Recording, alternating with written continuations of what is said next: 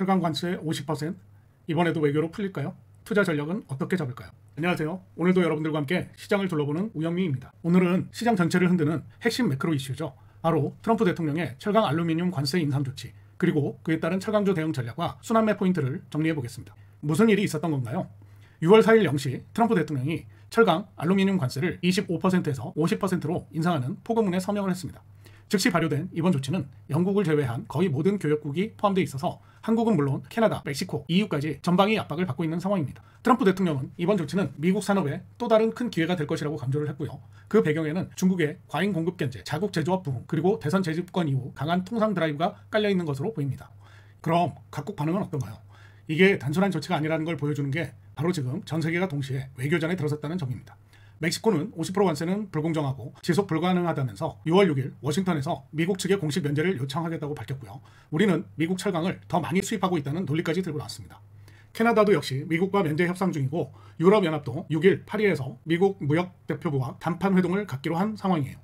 즉 이번 사안은 국가 간 통상 전쟁이자 외교력 테스트, 그만큼 단기 시장 충격과 함께 협상 기대감이라는 반대 방향의 흐름도 동시에 만들어진다는 걸 시청자분들도 꼭 인지하셔야 합니다. 그렇다면 과거에는 어땠나요? 2018년 트럼프 1기에도 비슷한 철강 관세 인상이 있었고요. 당시 현대제철, 포스코 같은 철강주는 단기 15에서 20% 조정이 있었습니다. 하지만 한미 FTA 재협상 후 면제 기대감이 생기면서 회복 흐름이 나타났습니다. 더 거슬러가 2002년 부시 대통령 시절 30% 결국은 유럽연합이 WTO 제소 후 1년 반 만에 철회가 되었습니다. 과거 사례를 보면 정치로 올린 관세는 결국 협상과 국제 압력에 의해 내려온다. 그 패턴이 반복되어 왔던 거죠.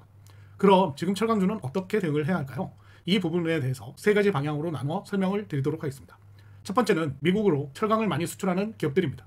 여기에는 세아제강, 대한제강, 포스코 인터 같은 회사들이 있어요. 이런 기업들은 트럼프 관세의 직접적인 대상이 되기 때문에 주가에 단기 충격이 올 가능성이 크고 특히 외국인 투자자들이 먼저 매도를 시작할 수 있다는 점에서 일단은 보수적으로 접근하는 게 좋다. 이렇게 보시면 됩니다. 두 번째는 우리나라 안에서 철강을 팔고 사업을 하는 기업들입니다. 적으로는 동국제강, 현대 BNG 스틸 같은 회사들이에요. 이 기업들은 미국 수출보다 국내 건설, 조선 쪽 비중이 더 크기 때문에 이번 관세 이슈에 직접적인 타격은 크지 않을 수가 있습니다. 물론 업황에 따라 조정이 올 수도 있겠지만 상대적으로 방어력이 있는 그룹이라고 이해를 하시면 됩니다. 세 번째는 정부 정책에 따라 수혜를 볼 수 있는 철강주나 소재 관련주들입니다. 이건 좀 더 유연한 전략인데요. 이재명 정부가 산업보호나 지원 대책을 내놓을 가능성이 있기 때문에 그와 관련된 기업들은 나중에 뉴스가 나왔을 때 반등할 여지가 있어요.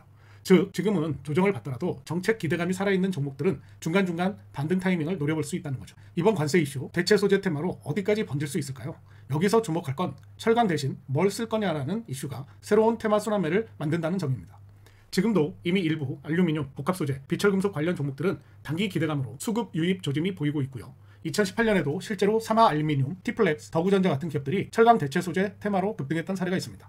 그럼 지금은 어떻게 대응해야 하냐고요? 테마성 순환매는 이렇게 대응을 하세요. 첫 번째, 과거 사례가 있는 종목 위주로 필터링. 두 번째, 뉴스에 수급이 붙는지 체크하고 초반 진입.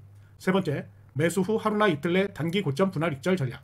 네 번째, 핵심은 타이밍, 오래 끌면 테마는 소멸. 그리고 혹시 이런 테마가 정부의 보완책, 글로벌 협상 뉴스와 맞물리면 2차 상승도 나올 수 있으니 뉴스 체크는 실시간으로 하셔야 합니다. 자, 오늘의 핵심 한 줄 정리해보도록 하겠습니다.